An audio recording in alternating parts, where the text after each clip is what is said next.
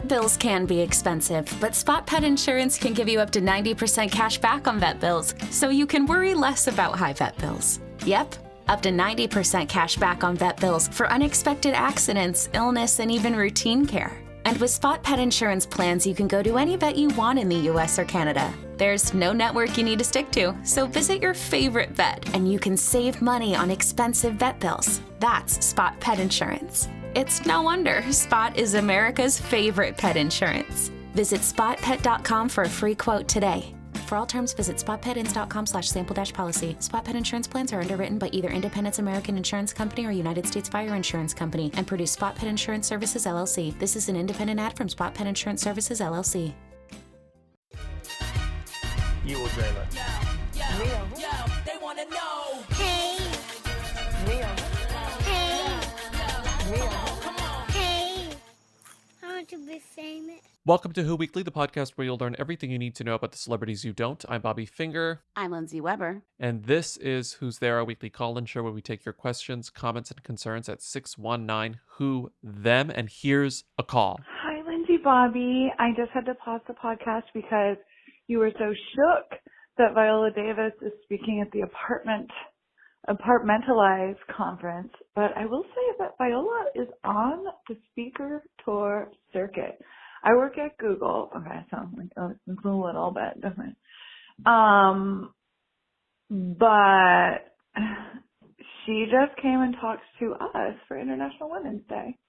And she's really brilliant. And those apartment people have, a lot to look forward to with Miss Viola. But, she's on the circuit. I guess it's a little bit different than apartment, but it's still just a corporation, man. Anyway, crunch, bye. This is actually one of maybe 5 calls we got about this. A lot of you went to this conference or know people who went to this conference. Well, how many people do you think work at Google? It's like every single one, they all called. What my point is, it's just probably a lot easier to be in the conference circuit via Zoom. You just put on a nice top and turn on the computer, it's a lot less work for probably the same amount of money. I just want to know how much she's making for an International Women's Day event at Google. I bet definitely over $100,000 for just to take on the camera. I mean, they say don't turn on your camera for less than $100,000, and all of you are out here just turning on your camera.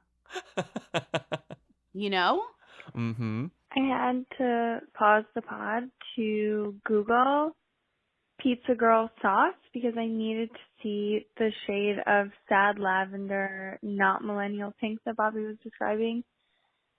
And I was looking at these photos of the sauce, and I realized that Pizza Girl made pasta sauce, and I just can't get over that. Pizza Girl made pasta. I thought that it would be like pizza sauce, because Pizza Girl, but all of the jars say pasta sauce. What does Pizza Girl know about pasta sauce?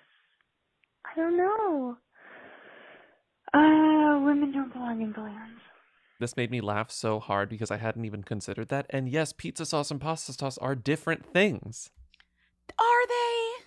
Yes. Are they? It's a question of cooking. You lost me there. I'm done. I'm out. Bye. See ya. Who cares? There's no difference, really. But the difference is that people don't buy pizza sauce in the store as much as they buy pasta sauce. So the pizza girl said, yes, I'm the pizza girl, but no one really buys pizza sauce the way that they buy pasta sauce in a jar. But they can, and they're different. And pizza sauce is uncooked when it goes on the pizza. Pasta sauce is cooked before it goes into the bottle. Okay, but I'm just saying you're not out here buying pizza sauce every week, but a lot of people buy pasta sauce all the time. I mean, if it's on sale. If it's on sale, which Pizza Girl, if I got a good deal on Pizza Girl sauce, I'm stocking up. You'd have to let that thing would have to go down to $2 for me to even take a second look at it. Although I will say I might start buying pizza sauce if it were made by Pizza Girl, because who better? Hello, guys. I was just listening to the new episode, and you guys were talking about Chloe Bennett. I did not know all the stuff about her being a Chinese pop star. That was very interesting. What I know about Chloe Bennett is that she used to date Logan Paul for a substantial amount of time, and she was dating him when he got in trouble for going to the Japanese suicide forest and taking a video of the body. And I remember she got some flack on Instagram because she was dating him at the time, and I think they broke up like 6 months later. But yeah, that's what I know about Chloe Bennett. She used to date Logan Paul. All right, me and Grease. How did I forget this? I really, really, really don't know how I missed this. And I'm like kind of annoyed with myself. In the research I did, I got down this hole of like her Chinese pop star history, but fully ignored the hooeyest thing about her, which is that she dated Logan Paul for a significant amount of time and had to defend him at probably one of the worst moments, the most indefensible moments of his life. Like staunchly defended him. It's very like relationship defense. Like, you don't know him. He's so smart and kind and funny and you would never understand. Well, she replied, somebody said, "Hey, Chloe Bennett, I'm seeing rumors that you're dating Logan Paul. Just wondering why you would do that." It's a great question. And she wrote, "Because he's kind, creative, funny, vibrantly curious about life. Yikes. Weird as fuck in all the best ways. A big dork, and he's one of my best friends. It doesn't make sense to a lot of people, no kidding, but it doesn't have to. He's changed my life for the better, and I've done the same for him." And apparently they broke up not long after. I do love this article said, "It's unclear when exactly the pair split, but Paul was still calling Bennett his girlfriend in a cyst popping session with Dr. Pimple Popper on September 21st. I think I know where this is going, bro, and Chloe does not look excited at all. First off, this is my dream. Anytime that Logan has anything, I want to pick at it. He popped my pimple the other day. It was good, right? And it was actually really good. It was a Phenomenal. clean extract. Phenomenal. So you guys are that couple that pops each other's pimples? Just like put me in an early grave with that type of sentence. I hate it. This is even worse. They met on the set of a movie called Valley Girl. Yeah, I have to play a clip from this. It's a nightmare. Based on the original Valley Girl starring Nicolas Cage? Am I losing the plot? Yes. Okay. It's based on the Nick Cage Valley Girl, and no one saw it. Like, it barely came out. Well, it came out. It never came out. That was the thing. They put a trailer out, and then 4 years later, it wasn't out or something. Because people in the comments were like, did this actually come out? And it did. It did. It did. It came out during the pandemic. It's one of those movies that seems like it never would have come out if not for the pandemic, because it was just sitting on a shelf for a few years. They just put it under the door. And then once the pandemic happened, they were like, we'll sell to not even the highest bidder, like a bidder. A bidder. We'll sell to a bidder. Take this. Anyway, you know who's in it? Who? Mae Whitman's in it. And Judy Greer's in it. Okay. Yeah, I just don't care. Do they know who else is in it? Here's one more sentence to end this segment. In fact, Paul may already be moving on, as he was seen holding hands with Australian model Casey Boonstra at the Flat Earth International Conference on November 16th. Okay. Although I guess it's not strange that they would be there. That's a very popular conference. Do you know the song "No Place I'd Rather Be," the Jess Glidden song? That's about the Flat Earth Conference.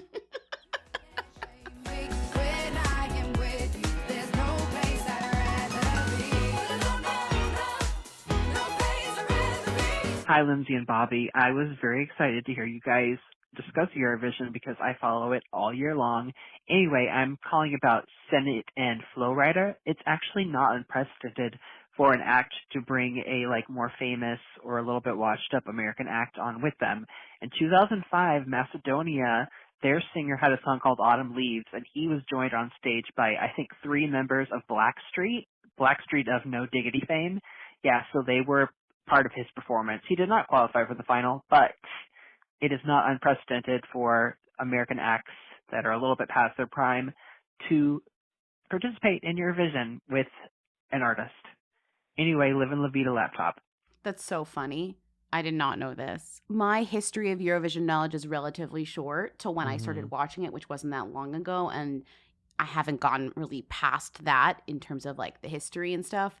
I did say that I didn't remember any time that they brought randomly had some sort of American pop act on stage, but apparently Macedonia not too long ago, 2015, brought on 3 members of Blackstreet, which how many members did Blackstreet have total? Only 4, right? 4 at any given time. At once, I mean. Yeah, they had rotating, but it was 4 at once. My favorite Blackstreet song is the one from the Rugrats soundtrack, but everybody has their own faves. No Diggity, I guess, is the main one. The best song that opens with nursery rhyme instrumentation. I love that song.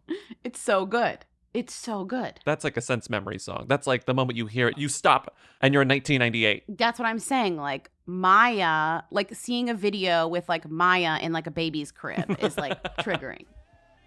Let's play part of the song from Macedonia. Uh-huh. Every moment will hurt from the last to the first time. Trying to find a way to breathe. Oh, they're doing like backing vocals.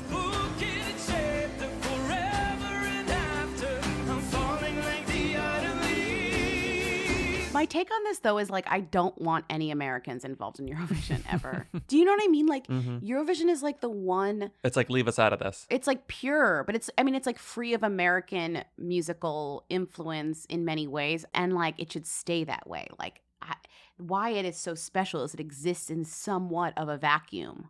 It has its own rules about what sounds good in a way. And that's why I think sometimes when we hear stuff from Eurovision, we're like, yikes. But it's like, no, that is actually their thing.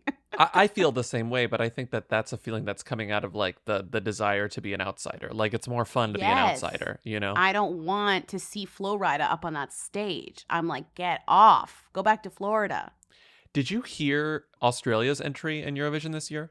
No, is it good? Yeah, it's good. It's this. Is it your Listen. favorite? Yeah, it's really good. Shut up. Get out of it. I hate this. Shut up. No, I hate it. Wow, this is incredible. It's so familiar. I love that it's Australia. And everyone's like, why does this sound familiar? And the three members of Blackstreet are like, why does this sound familiar?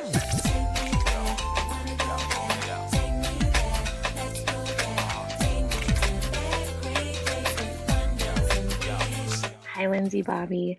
Listening to your episode talking about Antonia from Top Chef, and I don't know if you remember this, but she also showed up randomly on Tayshia's season of The Bachelorette as like a friend from home of Ben, the like kind of front runner. I don't really remember when he got thrown off. Honestly, all of these Bachelor seasons are running together for me, but I guess she's like a friend of his, and she just like came as part of his like friends and family hometown, but it wasn't a hometown because they couldn't go to the hometowns because of COVID. So anyway, just wanted to share that weird connection. Don't really know how they're connected, but when you started talking about Antonia from Top Chef, that is totally what I thought of first.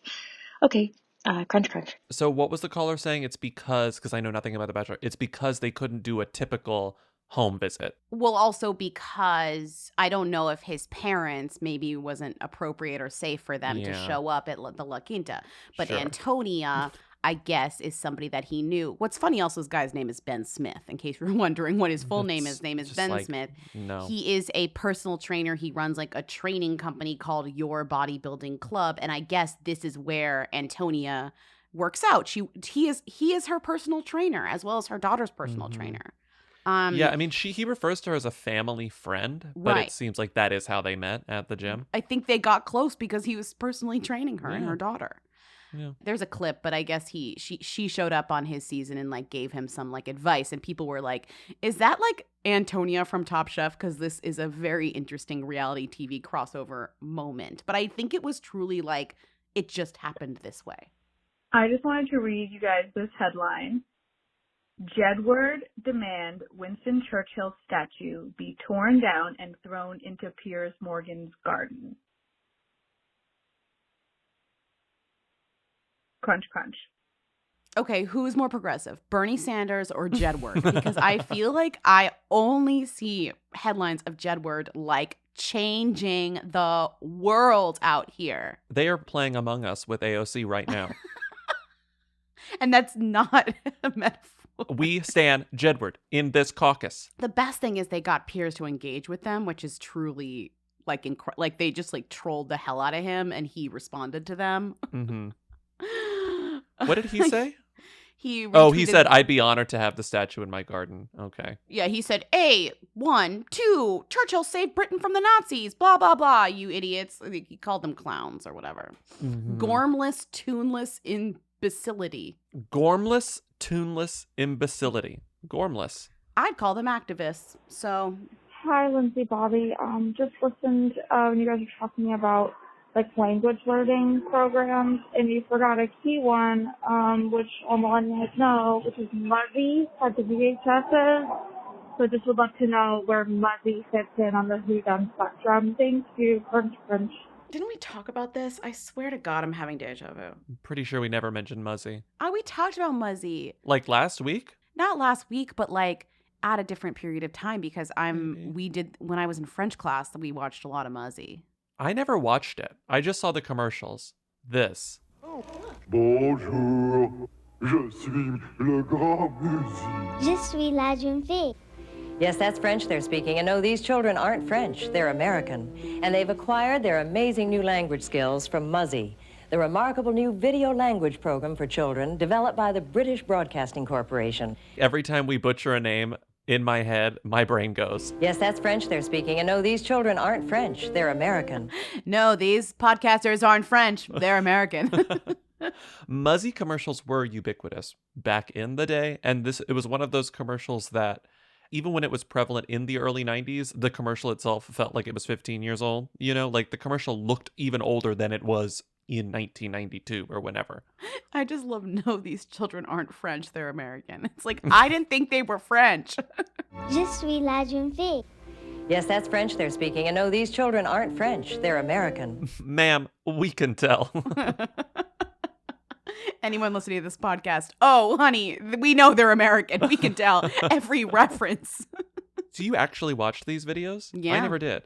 In French class. I'm sorry, was it like substitute teacher day when you watched these? Like, was it like Miss Krabappel smoking cigarettes in the back while she put on Muzzy? Of course. Or it was this, or like, let's listen to like Celine Dion's first album, you know? Like, it was very limited. We got Chocolat. I remember watching Chocolat, and the teacher had to cover. There's like one scene where a woman is topless, and the teacher had to like knew when it was coming, and she stood up. Did she cover Madame with her Taylor, hand? and then she got a piece of poster board and covered the screen for maybe like 6 seconds.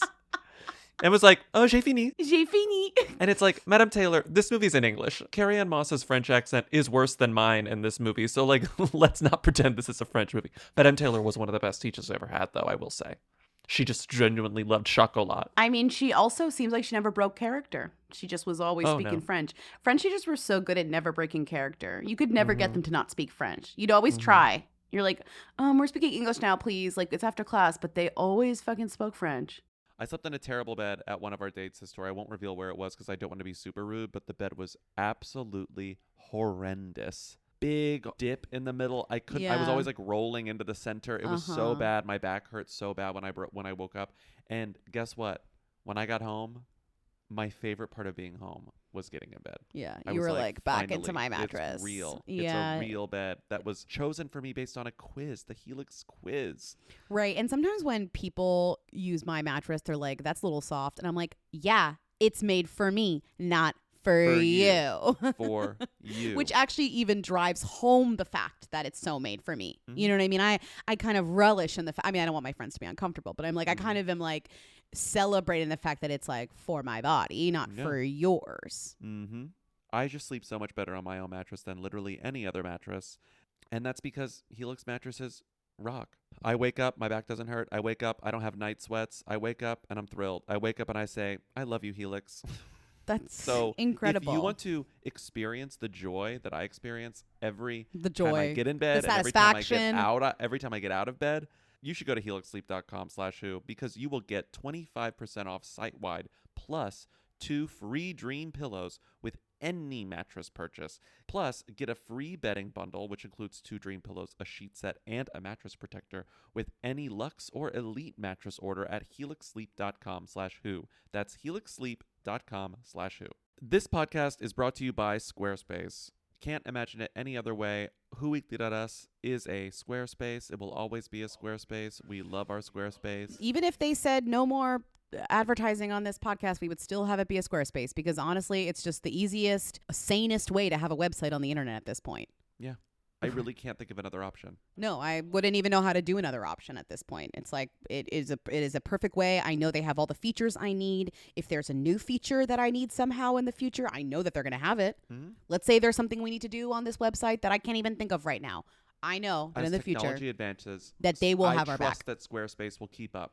Well, because right now it's like, we have our tour dates that we're able to change on a whim, very which easily. we need to. But Squarespace does plenty of other things. They've got, you could do a course, you could host a course, you could do analytics, you could do email campaigns, you can take payments, you can sell stuff. I mean, it's like sell stuff we could do whatever we wanted on Squarespace, and I am actually comforted knowing that I could do that in the future. Yeah.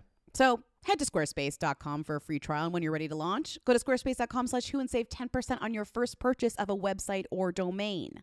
That's 10% off your first purchase of a website or domain.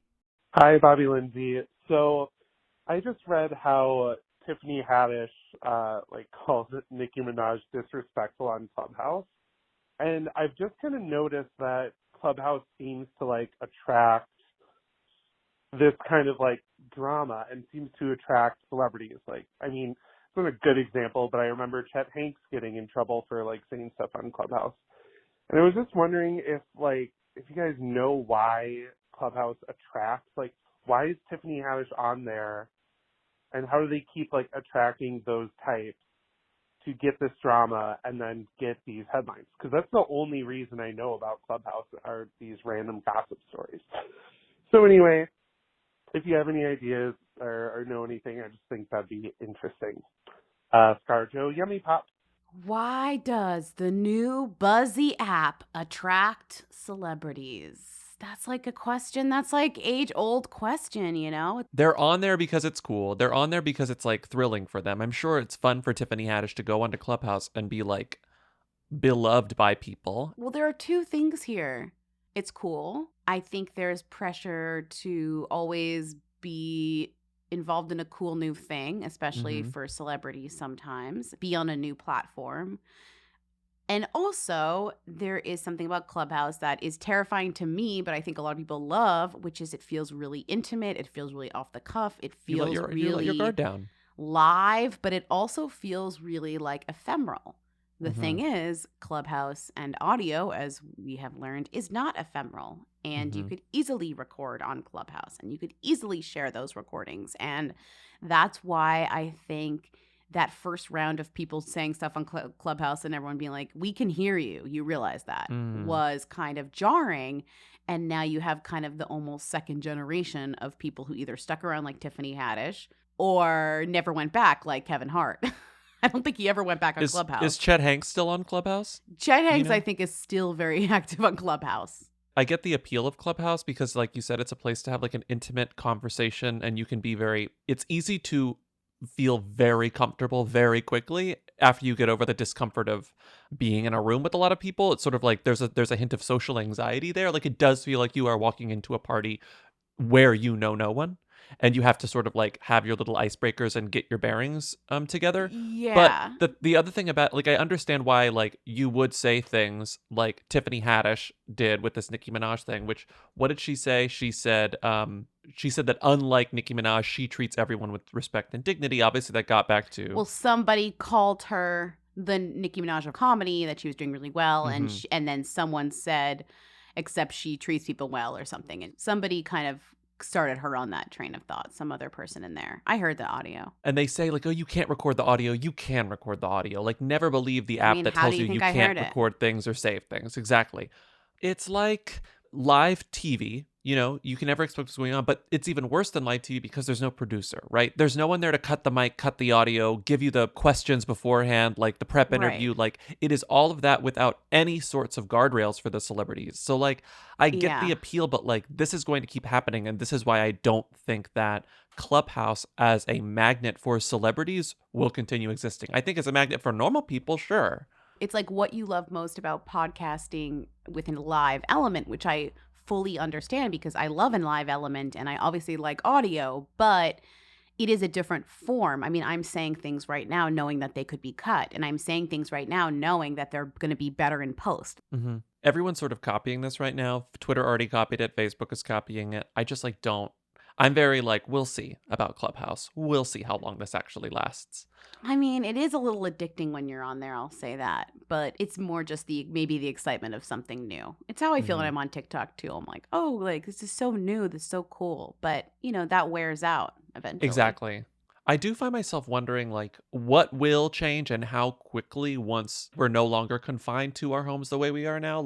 How much of this was exacerbated because of our loneliness, and how much of it was something that we actually wanted and needed beyond that? And there's no way to answer that now, but it's interesting. Will TikTok use Plummet? Will Clubhouse use Plummet? I mean, remember in the beginning of kind of this whole thing, Instagram Live became this almost phenomenon like it never had before. It was like nobody was really using Instagram Live, and then all of a sudden that was like a Everyone genuine was. tool that like all celebrities were like into. And I feel like that's maybe less so now, but maybe I think it's normalized now where you'll turn on your Instagram and there'll be a few people live. I remember that at peak that you'd turn on Who Weekly's Instagram and there'd be like 10 to 15 Who-lebrities on our feed who were currently live. And Notification. that was the peak of the realization that was a thing that they could do. And maybe they did it and it wasn't that great. Maybe that a few of those people tried it and were like, not for me. But it just reminds me of that, you know, and it'll die down eventually. But we're just talking about celebrities. We're not talking about like for normal people. I do think a lot of normal people really like it. I think normal people are going to keep using it. I just think the celebrities like might have other things to do. But isn't it so cool that you can open up a Clubhouse app and Tiffany Haddish is there? You know, like I know she's at that. Maybe we shouldn't be talking about her, but like there she is. She's there and she's talking to you. It wild. Is cool. It is cool. And because Clubhouse is kind of the themes of it and the aims of it are all about like helping self-help community and business and kind of how to do this and how to do that. There is an element of it that's truly instructive that I think is really cool, you know, because it has that like educational ribbon through it where a lot of the rooms you're seeing are like Tiffany Haddish talks about how to XYZ or whatever type thing, which I think is cool. That's a cool thing.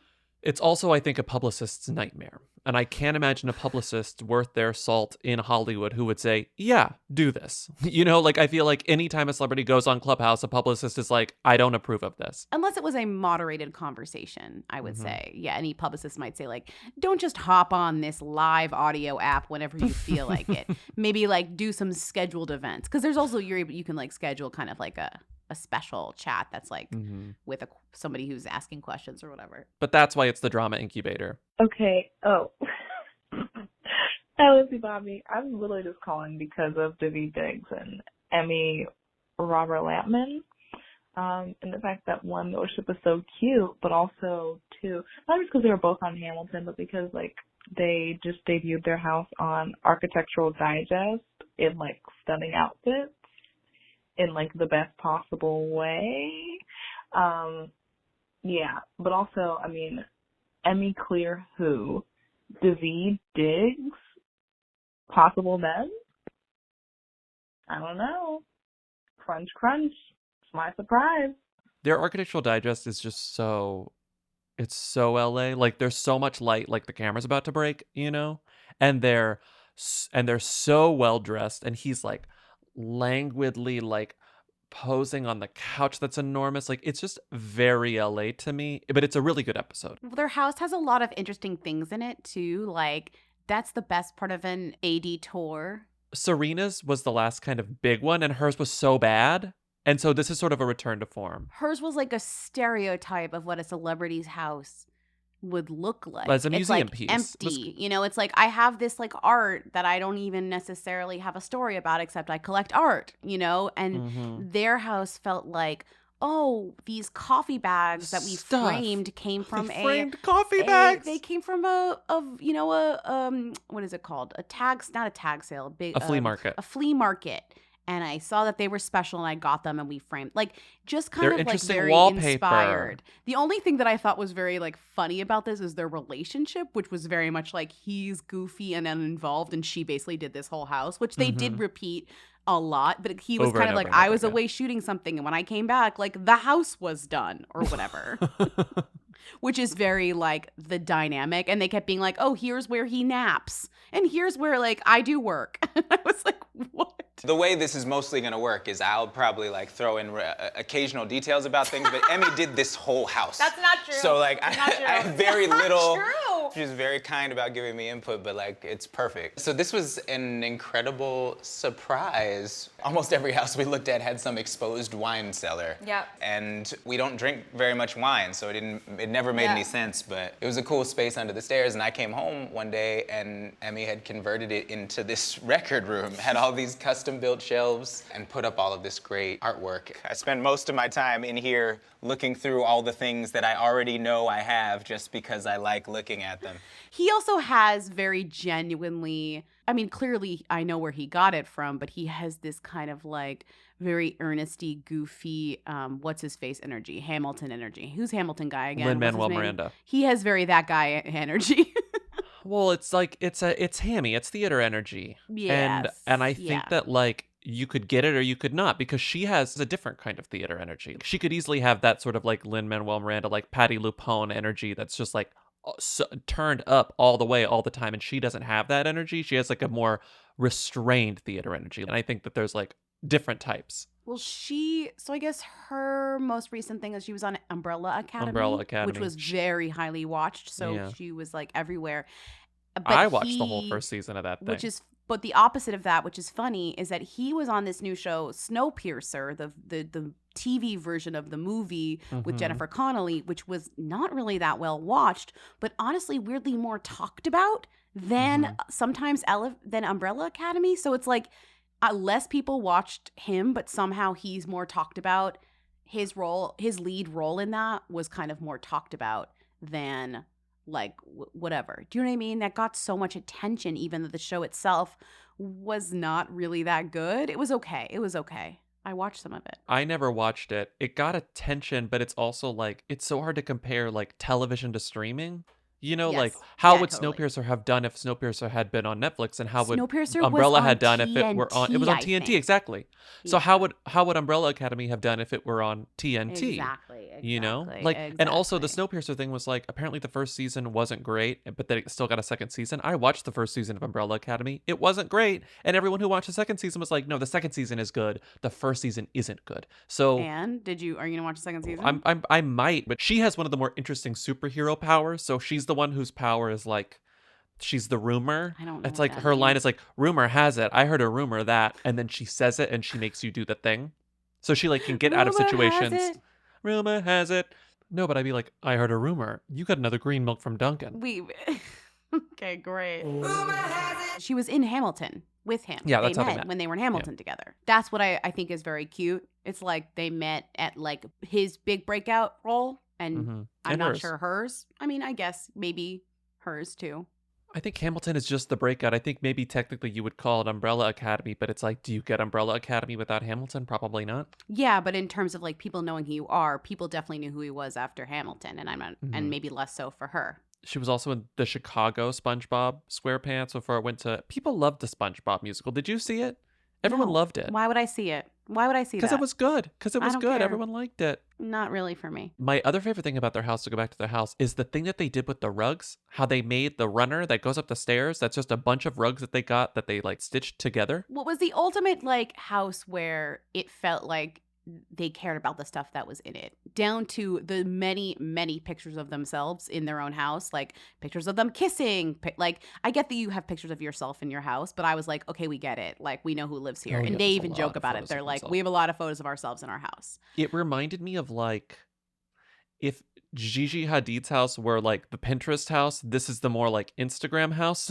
You know, like sure. This is like the buttoned up version of what Gigi Hadid did. Gigi Hadid's like pasta drawers that are like an idea for you to make. This is the opposite of like, this is like a thoughtful house, or like a fake thought, you know, it's like, or would somebody would put this on Instagram, it would be kind of like the idea of a thoughtful house. This was actually work went into this. Emmy is like, I have an idea for this, and then talk to an expert, where Gigi's like, we can bypass the expert. I'll make the pasta drawers. But you know what was nice about this as an AD tour? This felt like a house that they're not actually moving out of. It wasn't like this house is about to go for sale. Maybe that's not. Looked specifically for them. Yeah. But she was just like, I painstakingly painted this wallpaper. She didn't even, it wasn't even wallpaper. It was hand painted. She did a pattern with paint in the office that was like that she had done herself in quarantine or whatever. And it's like, okay, well, that feels like all this stuff that you're doing feels like this is not a house that you're actually going to be leaving soon. It didn't feel like that weird sales ploy that you often feel when you see these videos, you know? Yeah. The other funny thing that you put in here that I didn't realize because I haven't seen the movie Blind Spotting that David was in a couple of years ago that like did pretty well on like the indie circuit is that when he went to an award show, he brought Emmy, his girlfriend, but he also brought his girlfriend in the movie Blindspotting, who was none other than Miss Janina Gavankar. And guess who also used their designer for her house?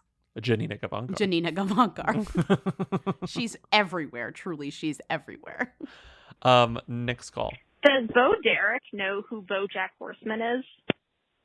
Well, Lindsay, does Bo Derek know who BoJack Horseman is? 1, 2, 3. No. No. I don't really know what Bo Derek knows, but that's just a guess. She knows John Corbett. That's it. They're still together. Even if you're like on Netflix, you might not know what BoJack Horseman is. To be honest, they don't do a Especially very good not job. now. They're not currently. They're not doing a very good job of servicing the BoJack Horseman content. Mm-hmm.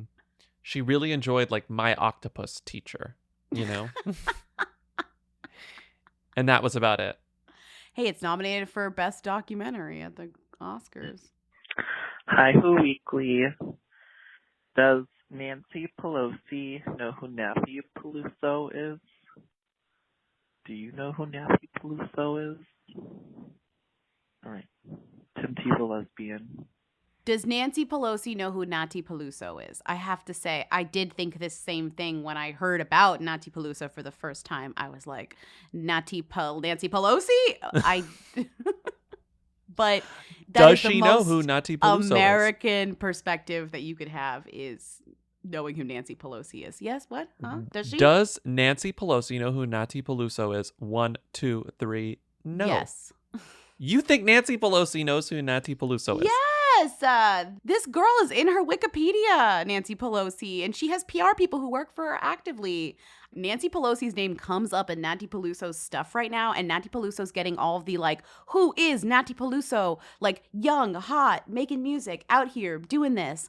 I think that Nancy sees her Google alerts because she has PR people. I think that Nancy has too many people between her and the actual internet. I think all Nancy Pelosi knows how to do on the internet is like literally send an email on Outlook, and that's it. Everyone on the Hill has so many people who work for them. So do you think that Nancy Pelosi's like PR people see the Nathy Peluso and Her are like, team oh, does. Nancy doesn't need to be bothered with this?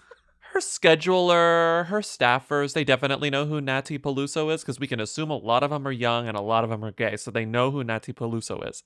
I think it's like they've had a conversation and they're like, it's best not to confuse her. Like, let's leave this out. And if you think Nancy's ever been on her own Wikipedia, I think you're dreaming. Do you think like the computer in her office is like unplugged, or do you think it's like it's just a screen with a piece of paper over it that like they change out every day? I just think that Nancy Pelosi learned how to like use email, use her computer once, and then like never really updated her skills. And I think that that's fine. But Nancy said them here. I think we need to talk about Nathy. Who is Nathy Peluso? She's cool. She is cool. Argentinian singer. Recently has become like very buzzy, like getting international press. Mm-hmm. She's in the one to watch zone right now. However Yes, long she'll be yes. in that zone, we don't know. But she's very much in the one to watch zone.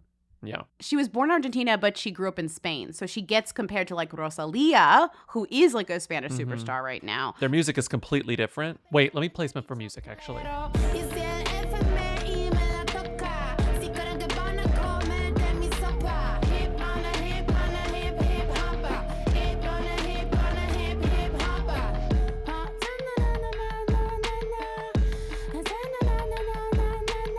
Okay, but do you still think that she knows her, Nancy? I mean, you kind of convinced me that she doesn't. Does Nathy know who Nancy is? I think Yes, I think she for does. sure. She Yes, definitely because knows. when you go to Nathy Peluso's Wikipedia, it says, "Do you mean Nancy Pelosi?" And I'm like, I Not didn't. to be confused. This poor woman whose name is Natalia Peluso comes to America to try and release some music, and everyone out here is like, "You mean Nancy Pelosi?" It's like not a great vibe. Like we're so embarrassing. We're so embarrassing. We're so embarrassing. We're so embarrassing. Hey, Who Weekly, me again. Do J. Cole, Paula Cole, and Cheryl Cole know who each other are? Thanks. This segment has gone deranged. J. Cole, Cheryl Cole, Paula Cole, and who's the other Cole? That's it. No, that's it. J. Cole, Paula Cole, Cheryl Cole.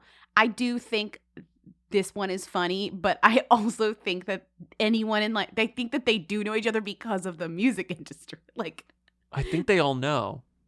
Because none of the people involved are that obscure at all. No, they're all kind of actually. Okay, here's the real freaking. Are they all thems? I think Cheryl Cole's the whoiest person here. I think they're all on the same exact level. I think these are all the exact same level famous people in different circles. Think about it. Because you have nostalgia fame, you have current fame, you have like niche fame. And by niche, I mean Cheryl. Like J. Cole is kind of the Paula Cole of J. Cole. And like Cheryl Cole. I'm sorry, what does that mean? J. Cole is the Paula Cole of J. Cole? But like, and Cheryl Cole is kind of the Paula Cole and J. Cole of Cheryl Cole in a way. She's the thinking man's top star. I just like, in my mind, they're all kind of like, yeah. I mean, I think J. Cole is just considerably more famous currently than Paula Cole and Cheryl Cole. I would put Paula and Cheryl on the same level. I think I would put J. Cole a couple of steps above. Okay, I don't know. Maybe not. Maybe I'm really like stoned on this one. I'm actually not stoned. The answer is, I think they all know who each other are. Absolutely. Definitely. There's no connection in that web of three people where there is not a yes, I know who that person is. Also, if they look up like any sort of like writing credits or any sort of like art, you know, when you register your song or what, like they're all there. They're all Coles. They're all Coles. Although Cheryl is sometimes just Cheryl. Paula is not just Paula. And Jay is not just Jay. J. Cole and Paula Cole need their Coles. Cheryl kind of dropped hers at some point. Hi, I'm just calling to see if John Taffer knows who Jake Tapper is and vice versa. All right, thanks. Bye. John Taffer, host of the show Bar Rescue, which was a show I loved and still sort of love. It's really fun until you start thinking about it. And then when you think about it, you're like, I'm miserable. So, you mean like almost everything in my life? But yeah, of course. It's this guy who's on the verge of like a stress-induced heart attack every 2 seconds. And then he like runs into a bar that's being mismanaged. And he's like, we got to fix it. That's him. Yeah. Jake Tapper is the guy it's who's actually the hetero Tabitha Salon takeover is what it is. And Jake Tapper is the CNN journalist who's like, I'm cool. Like, okay. I tweet. Yeah. What? Do they know each other? Wait, do they know who each other? No, not do they know each other. Do they know who each other is? Does John Tapper know who Jake Tapper is? 1, 2, 3, yes. Yeah, probably. I think he watches and knows of CNN. Not sure where he stands on CNN. Would he call let's Jake just say Tapper? We don't want to know. We don't want to know. Okay, the other way around. Does Jake Tapper know who John Taffer is? 1, 2, 3. Yes? Yes. Well, I think he watches Bar Rescue. What station is Bar Rescue on? What station? It's like one of those stations that's always like, we're this now.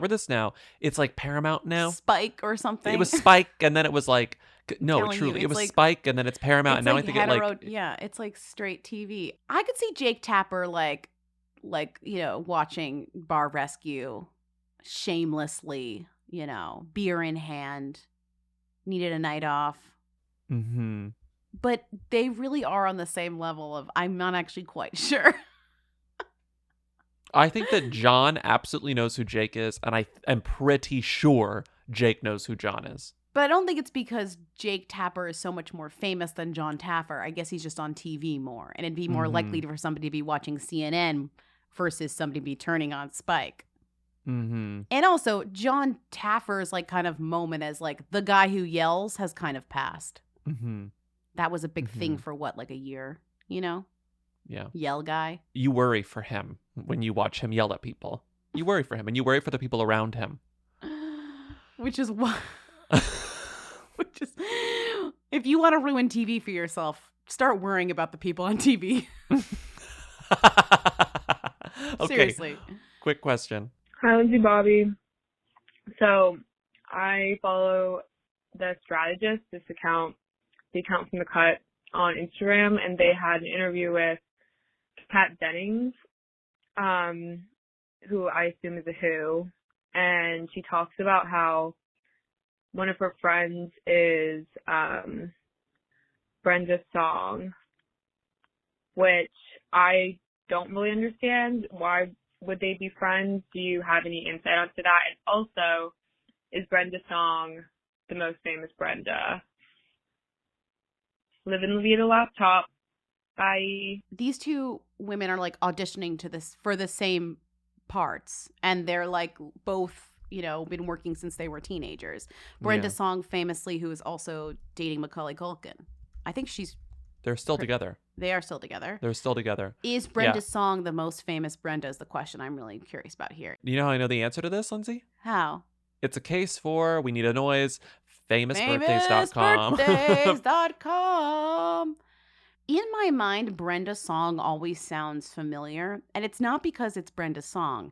It's because there was also an actress named Brenda Strong who, like, definitely didn't do much, but I always think of her when I think of Brenda Song. Do you remember Brenda Strong? Lindsay, yes, because I love Desperate Housewives. She's like she's the ghost narrator in Desperate Housewives. It's the funniest thing in the world.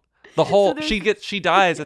Her death is the inciting incident for the show Desperate Housewives, and for the rest of Desperate Housewives. The Rizzo of Desperate Housewives.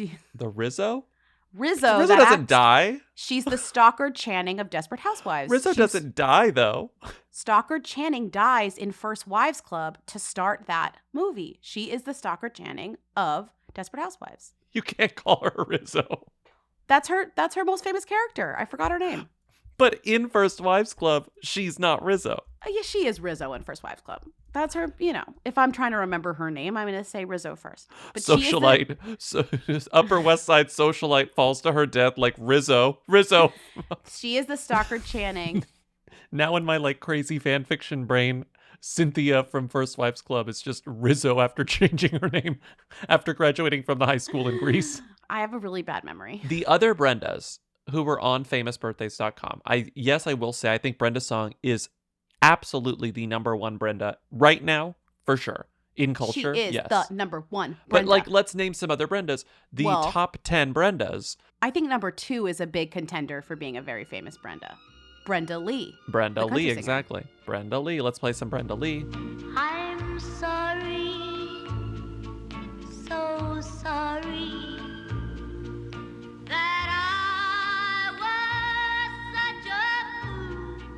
I don't know who this woman is. Brenda Aznikar? No idea. Oh, she's in an Argentinian telenovela. Okay, because she's not famous in America. Okay. Wow. Brenda Strong, we just covered her. Brenda Kellerman hosts the show Telehit, which is a Mexican variety show. Okay. Then we have number 6, a Brenda near and dear to my own heart, Brenda Blethen. Who? How is she near to your heart? Secrets and Lies. I think you're lovely and amazing. She's in Lovely and Amazing. You know, she's great.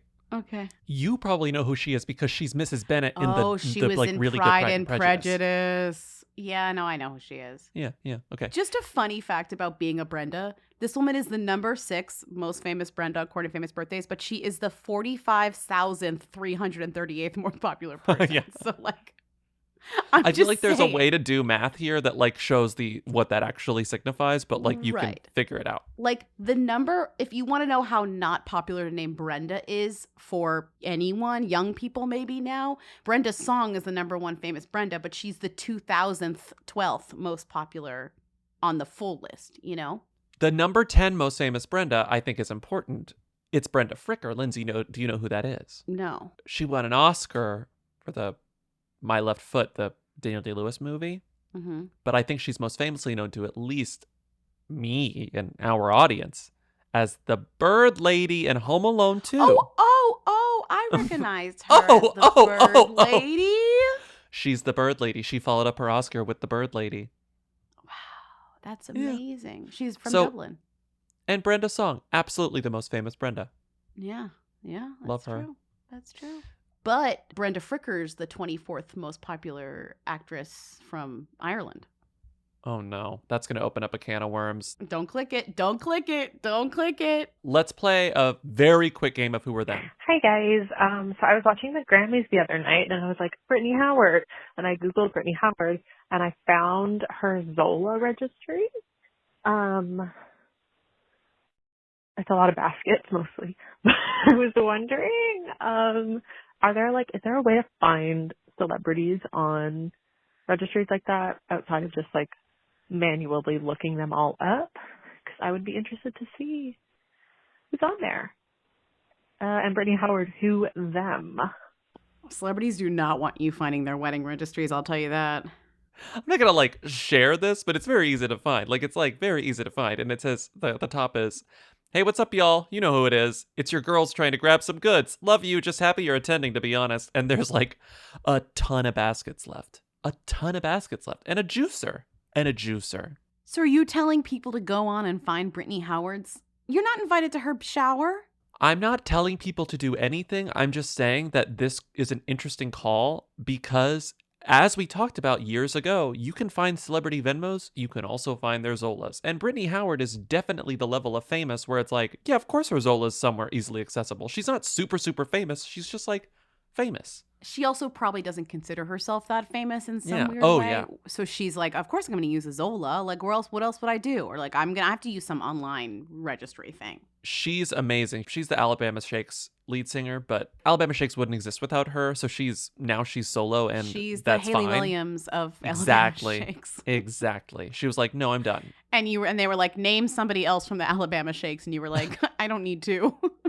Sorry. She's famous and she's great, but I'm not sure. She's like right at the level where I'm not sure if she's a them yet. I kind of think she's a them. I don't know. I kind of think she's a them. Although during the Grammys, somebody did say in one of my chats, who is this? Who is And this? I was like, interesting that they didn't know. And then I said, oh, it's Brittany Howard of the Alabama Shakes and they said, oh.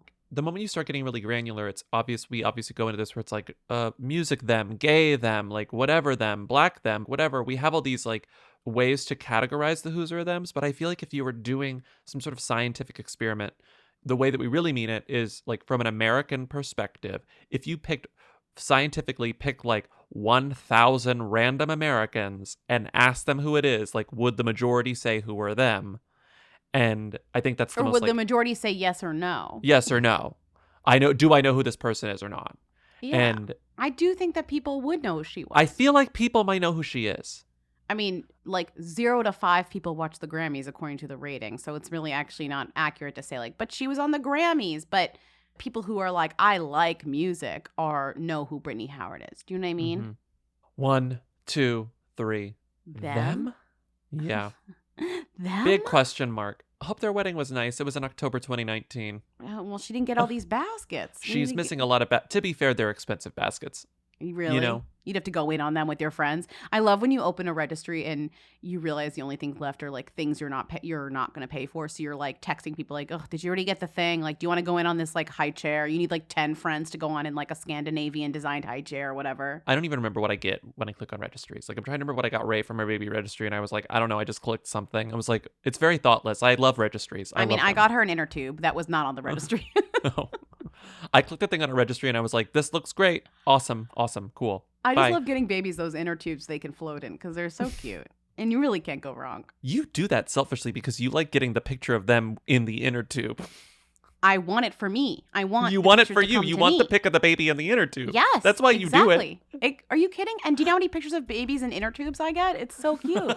It's so cute. You've seen Paloma in that inner tube. You've seen it's very cute. Tom in that inner tube. I've seen Ollie in that inner tube. Oh, they love that little tube. Hi, Lindsay Bobby. I was calling because I feel like at some point you guys have talked about Chris Gaines, the like Australian alter ego of Garth Brooks from the 90s. And I just needed to share the very exciting information that he is reissuing Chris Gaines' album with new music. So there's going to be new Chris Gaines in the world. I am so excited. This is so weird. And I miss Garth Brooks. So I thought you guys would be excited too. Me inside. Bye. The climate is right for a Chris Gaines comeback. Mm-hmm. The climate is right. Yes, we were talking about 2011 on the Patreon. Yes, Joe Calderone was a flop. Roman did not last, but it is... there is open... Sasha Fierce, no one's seen her in years. Open door for an alter ego, for let's call it a drag performance of Chris Gaines, the emo, depressed version of Garth Brooks. I think it's absolutely drag. I think drag is the correct word for what it he is did drag. there. It's drag. Yeah. It was a full identity shift. But I just think it was like Garth's way of exploring another genre too, let's say, right? Mm-hmm. And Yeah. Chris can do anything. Garth is kind of limited, and Chris could do whatever. So think of the thing. What genre could Chris be now if he comes back? You know, like what will it be? I'm excited. What I would love is just based on what I know of Chris from his first album. Yes. I would love to go back to that exactly because I miss that sort of populist adult contemporary, that like Vanessa Williams-y, Celine Dion adult contemporary stuff that we don't really have anymore, you know? Like, and I would love to see Chris Gaines fall back into that genre because that one song, the one where they're dancing in the gazebo and the only version of it online that you can hear, that song is so adult contemporary and I love that vibe. I would love for Chris to just return to his roots, you know? Heaven knows I'm head over heels and it shows.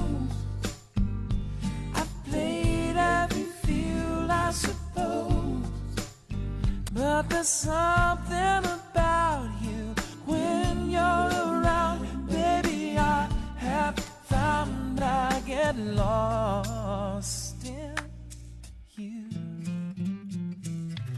That same vibe with maybe like a little bit of a fresher production sound could really hit. Is resurrecting a alter ego Who move? 1, 2, 3. Yes. Yes. Yes. Yes. Oh my God, yes. Definitely yes. And will Chris Gaines still be a Who after his resurgence? 1, 2, 3. Yes. This will not last. Hey, Who Weekly, medium time, long time. Quick question, who or them, Wendy Williams' burp or Wendy Williams' fart? Thanks. Me at home, I apologize. Can we roll the clip? Let me just head to the page 6 story with the headline, Wendy Williams appears to burp and fart simultaneously live on air. To be fair, it's not simultaneous, but okay. It's a matter of time. She's not lonely. I apologize. The best part is the audience. Like the audience's noise is to me the most compelling part of that.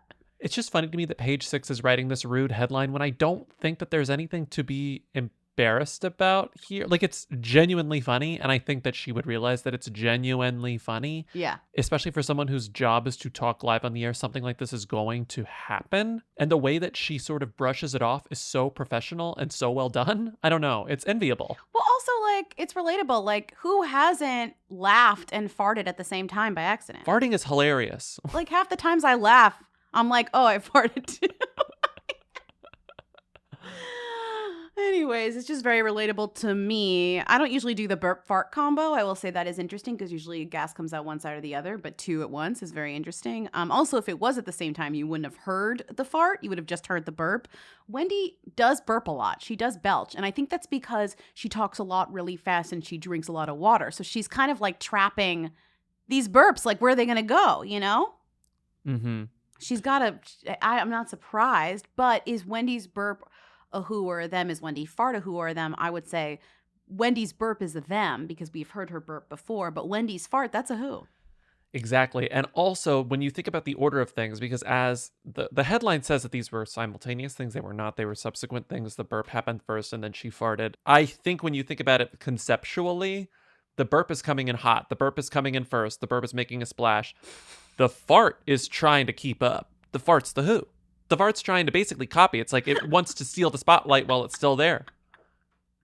Can I hear the audience fart again? Can I hear the audience response? Yes, here we go. Oh. It's a matter of time. She's not lonely. Oh. The embedded tweet has a great caption. The person who first captured this, Derek Allgood, BMS Derek is their username on Twitter. The caption is unreal burp fart combo from Wendy Williams. It's true. It's like honestly, it's like Olympian. But what's crazy is like the burp fart condo. This burp fart combo isn't even the most like absurd, like out there thing I've seen on that show. Like Wendy burp farting is just like another day on that show. Mm-hmm. You know, maybe we haven't had a combo like this in a while, but it's just like, that's just what you get from that show. Mm-hmm. We have to end on that. There's nowhere else to go. Okay, thank you for listening to another episode of Who Weekly. Call in at 619-WHO-THEM with questions, comments, and concerns. Support us on patreon.com/Who Weekly for twice weekly bonus episodes. Thank you to Katie and Eric of the Who's providing our Read a Theme song. Buy merch if you want to at whoweekly.us. Rate and review us on Apple Podcasts. We love those rates and reviews on Apple Podcasts. We love those rates and reviews. We love the rates and reviews. We'll see you on Tuesday with another episode of the main show. And listen after the credits for Call You're Doing Amazing Sweetie calls, which are just funny calls that we don't necessarily have to respond to. Bye. Bye.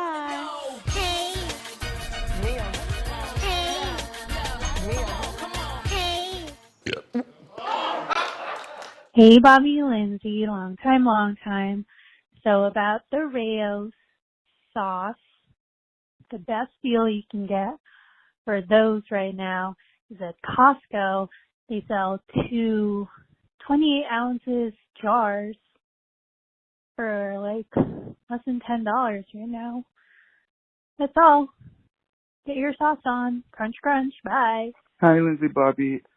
Long time. This is the second time I'm calling about this. I had to publish the podcast, but Costco right now has Rao's a 2-pack for $7.98. They often have this deal.